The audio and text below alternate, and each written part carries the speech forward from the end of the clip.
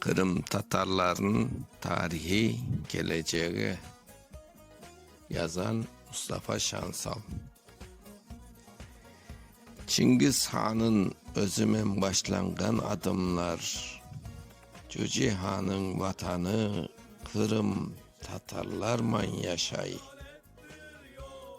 Anın yerleri destanman tarihke tolgan, yenişlenmen destanlarman aytılgan. Batır gururu yüksek geçmişten, olarının bar ekeni tarih varaklarında yazılıp kalgan.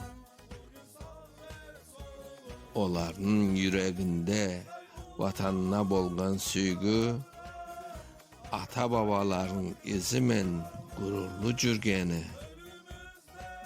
Kırım Tatarlar cürekleri süygümen, genişlermen tokulgan tarihke tolgan.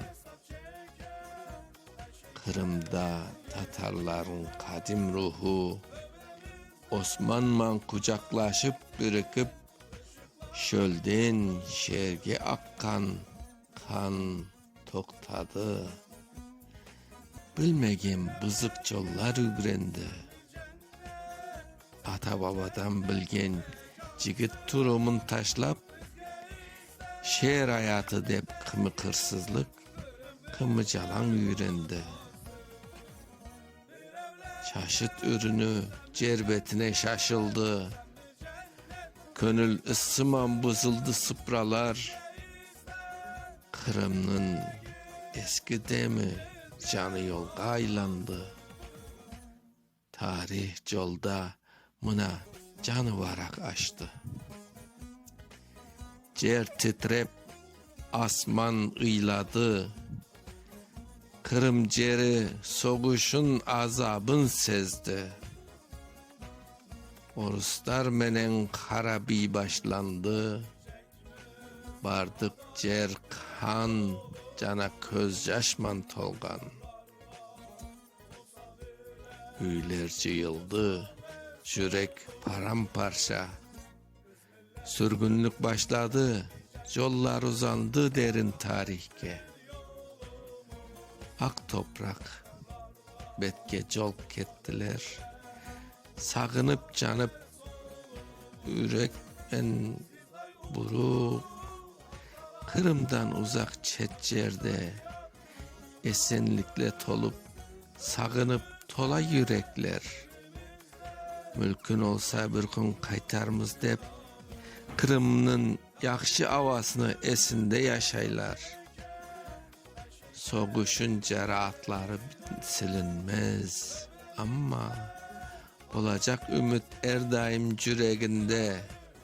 Kırım köp yıllardan kıyım bolur serbest elbet. Sürgün azabı bir gün pite. Kırım'ın üstünde gün şığa, Tatarların yüreğinde ümit öse. Gelecek ötekünün izine katılgan, erkin edik canı süygümen kurulgan. Vatanda birlik, canı tınçlık, Tatarların yüreğinde ululuk. Gelecek tünevin azabından tuğa, erkin canı adaletmen erten üçün. Tarihi derin bir millet, gururlu atalarıman. Gelecek ümit cana karasan, Kırım Tatarlar için carık gün alıp kele elbet. Doğrul biraz altına cır Tatar, karlı bolursun.